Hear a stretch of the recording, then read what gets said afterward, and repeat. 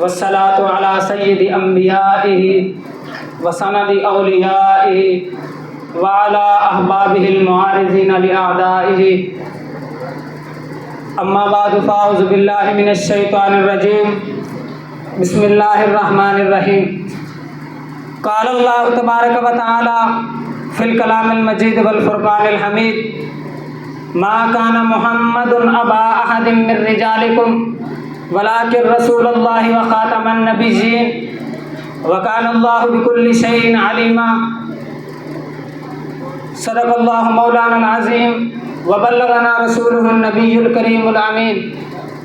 مولاي صل وسلم دائما ابدا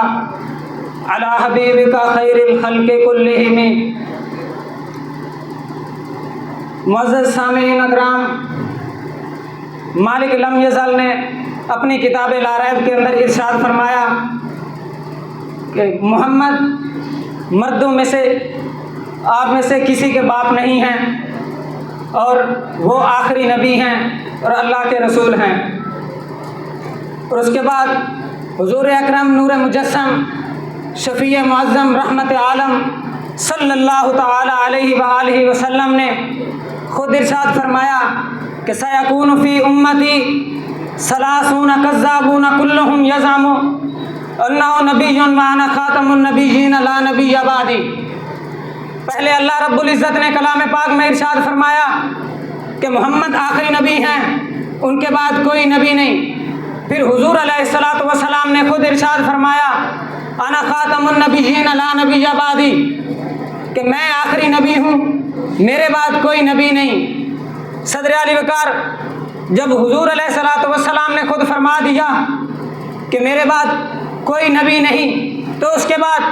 کوئی کسی بات کی، کوئی کسی دعوے دار کی گنجائش نہیں رہی کہ کوئی کہے کہ میں نبی ہوں، وہ چاہے کانا ہو یا وہ لنگڑا ہو، کوئی بھی ہو۔ صدر علی وقار قادیانیت اسلام کے متوازی ایک ایسی سیاسی تحریک ہے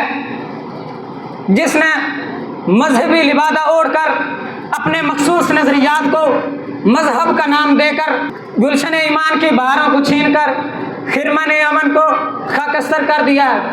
صدر علی وقار قادیانیت انسانیت کے نام پر ایک بدنما دھبہ ہے۔ اگر ہم قادیانیت کا مختصر تعارف کروانا چاہیں تو ہم کہہ سکتے ہیں کہ یہ اپنے کافرانہ اور باطل عقائد و نظریات کے پیراہن میں ملبوس سامراجی طاقتوں کا لیپالک ہیں۔ سامراج اور یورپین اقوام کے اس ساختہ اور پرداختہ سیاسی مذہب کا صرف واحد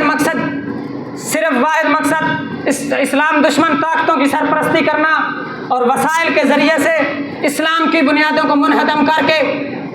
دنیا سے مسلمانوں کا خاتمہ کرنا ہے اور اپنے مذہبی سیاسی نظام کو قائم کرنا ہے۔ قادیانیت اور اس کے سرپرست شاید اس بات سے آگاہ نہ تھے کہ مسلمانوں اور ملت اسلامیہ کی صدیوں پر محیط تاریخ اس بات پر گواہ ہے کہ آج تک مسلمانوں میں بہت سارے فتنے پیدا ہوئے، بہت ساری سازشیں ہوئیں، لیکن ملت اسلامیہ کا، اسلام کا یہ پرچم صدیوں تک لہراتا رہا۔